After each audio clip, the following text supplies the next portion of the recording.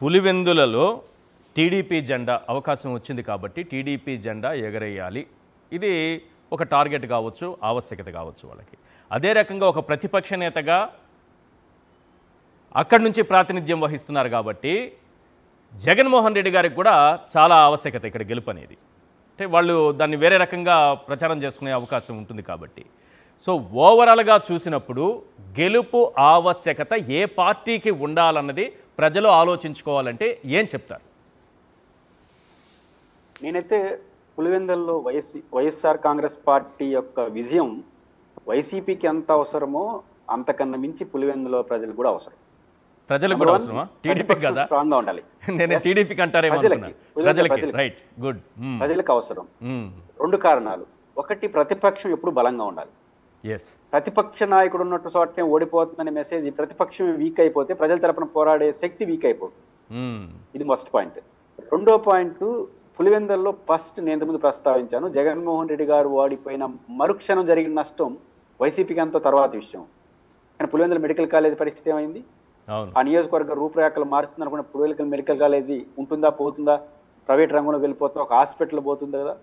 అనేక డెవలప్మెంట్ ఏదైతే జగన్మోహన్ రెడ్డి గారు ఆశించారో అవన్నీ ఆగిపోయినాయి కదా. యాజ్ అ చీఫ్ మినిస్టర్ కోల్పోవడం వల్ల పులివెందుల.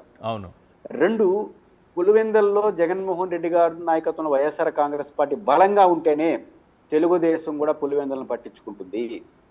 ఇది పాలిటిక్స్. ఎందుకంటే పులివెందుల్లో బలంగా జగన్ గారు ఉంటేనే ఏదో 4 మంచి పనులు చేస్తే తప్ప మనం నిలబడలేము అనే భావన అధికార పార్టీకి వస్తుంది. పులివెందులో వైసీపీ ఎందుకు అక్కడ ఇంకా జగన్మోహన్ రెడ్డి గారిని మనం ఏం చేయలేమని నిర్లక్ష్యం వహించే ప్రమాదం ఉండదా?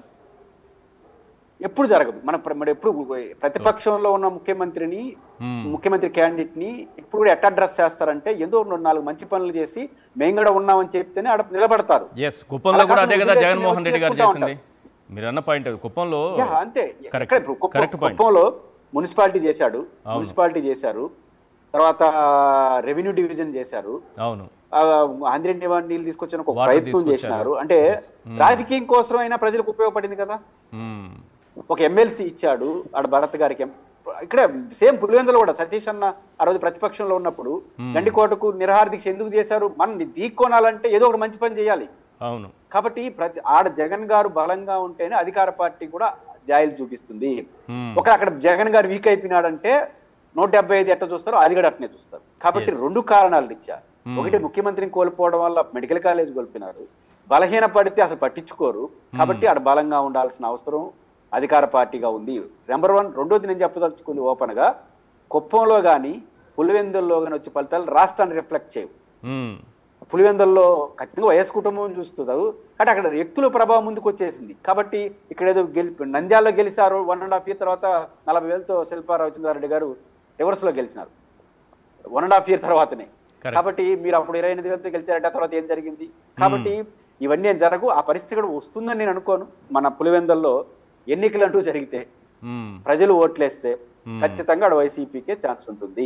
అంటే అంతకు మించి ఏమైనా జరిగితే ప్రజాస్వామ్యం నంద్యాల తరహా ఫార్ములా ఏమి ఉండదా? ఇక్కడ నంద్యాలలో కూడా అప్పుడు టీడీపీ గెలిచేటటువంటి అవకాశం కనిపించలేదు, కానీ రిజల్ట్ వచ్చేటప్పటికి మొత్తం మారిపోయింది, తారుమారైపోయింది.